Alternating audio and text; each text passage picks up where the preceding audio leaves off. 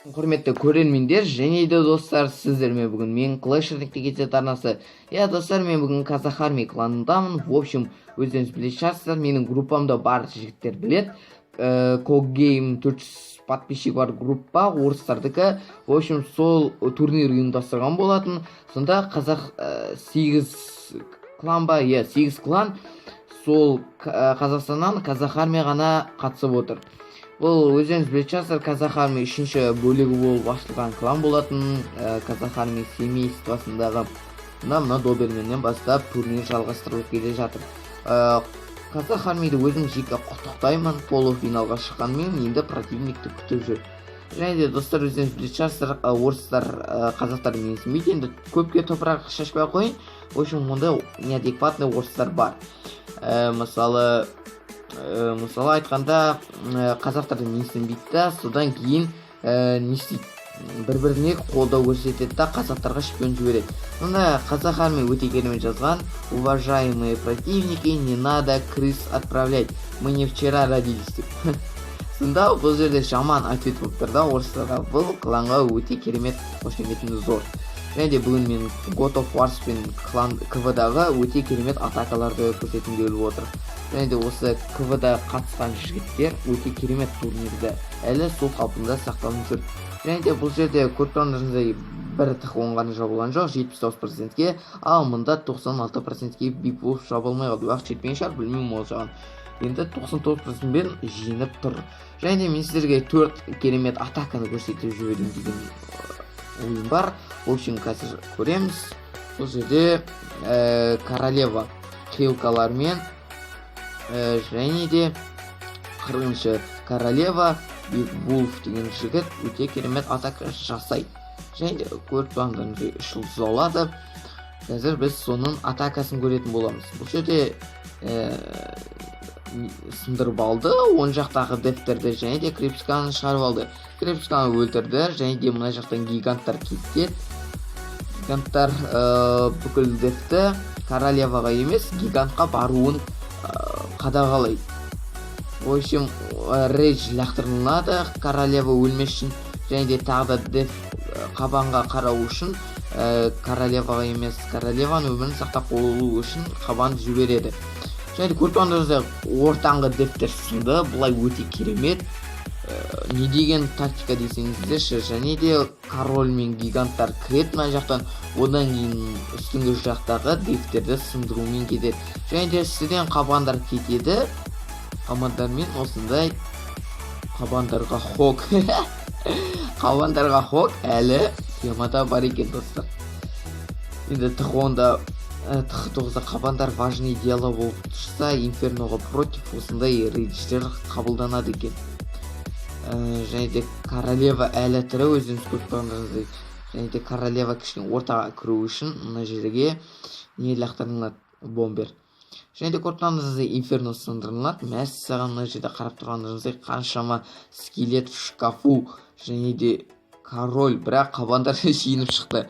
Және де осындай қарапайым атакамен осылай керемет 3 жұлдызға иеленеді. Өте керемет тактика, және де өте керемет КВ. Егер де көріп отырған тахондар болса, осындай тактикамен КВ-ға шығуларыңызға болады. Және де мен сіздерге тағы ішке жасаған атаканы көрсетім деп тұр. Серега деген жігітке Big Boss деген жігіттің атакасы. В общем, бұл жерде де тағы да ведьма соткам қатат шығар бұдан. Және инферноны құртып алады молниямен. Одан кейін мен соткам қатып атыр, көріп тұрғандарыңыздай. Кешірім сұрайым. Опана, мен кішкене азайтып шығармын.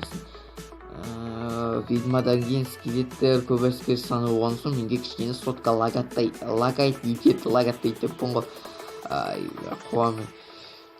Орыстар айтайын, тағы да орыстар қазақтарды менсінбейді. Қазір қазақтардың мощын намысын көтеріп жүрген Казах Армиға, бүкіл Қазақстан Казах Армиға балет етіп отыр. Сондықтан қазіргі орыстар хойд етіп отқанша, хойд етіп қазақтардың бұрынғы енді силасын көріп ағалып жатқан шығар. Және де осындай тактикамен керемет базаны алып кетеді. Ведьмалар әлі тірі, көріп тұрғандарыңыздай, ведьманың арқасында осындай база 3 жұлдыз алынады. Және де осылай ведьма құтқарылған және де королева Хилкамен әлі тірі. Өзіңіз білетін шығарсыздар, королева мен Хилка 15-ші уровеньнен кейін ұстауыңызға болады, себебі одан кейін королева мен Хилка уже темаға кіріне бастайды. Сонымен сол енді біз наконец-то Т9-дарға көшетін боламыз. Және де достар, мен ана видеомда қазақ армия туралы салған видеомда Кинг деген жігіт шармен алып отырған, алдыда өзі. Сол Кинг деген жігіт, Ержан деген жігіт, сол баяғы шардың папасы. Шардың папасы, көрсеңіздер қалай шармен 4 лава 20 шармен қалай алатыны бір түрлі таңғалдырылады. Бұл деген өте керемет мықтылық деп ойлаймын. Себебі мұндай базаны оп-оңай салу деген бұл өте керемет. Мен үшін керемет. Осындай алып кетеді. Енді крепостьтан шыққан лава жай ғана қарап тұр. Енді олар воздушныйларға қарамайды. Енді осындай сурет салып кетеді. Екі неге успешной заклинаниеға. Және де достар, енді сіздерге жетіге жасаған Абай деген жігіттің атакасын көрсетіп кетейін. Және достар, маған ютубта комментарийға жазған болатын сіздер Т8-дерді көрсетсей деп.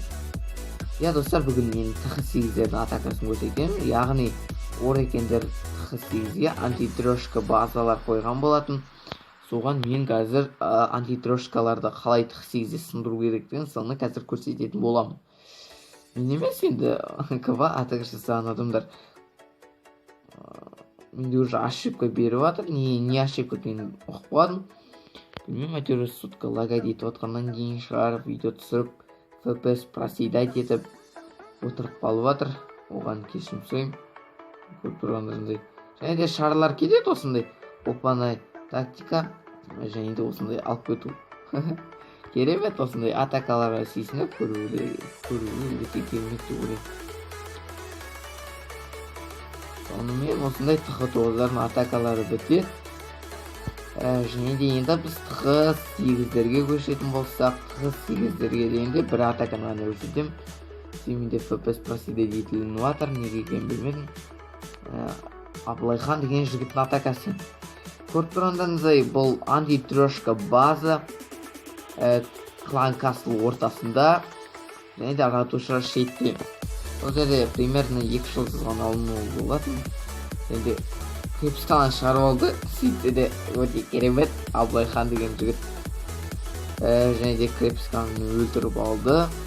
Және де голем үстіден кіреді ратуша жақтан. Дұрыс. Және де король да сол жақтан кіреді. Король көріп 10 уровень. Және де қабандар кетеді. Қабандар өздерінің проблемаларын шешетін болады. Тұрғандарыңызда оп-оңай тактика және де оп-оңай Т8-ді алып кету. Сонымен бүгінгі видеоларымыздың керемет атакалары осымен аяқталды, достар. Егер де тағы да осыдан турнирді жалғасын көргілеріңіз келсе, лайктарыңызды аямаймыз. Және де репс жасауды ұмытпаңыздар. Комментарийға турнир бойынша өз ойларыңызды қалдырыңыздар. Жақында достар, менде YouTube суперкик ашпен қосылып не турнир ұйымдастырған деп тұр. В общем, сол жағын енді ойластырамыз. Амандықта жүзгенше, келесі видеода амандықта кездескенше достар. Сау да сәлемет болыңыздар.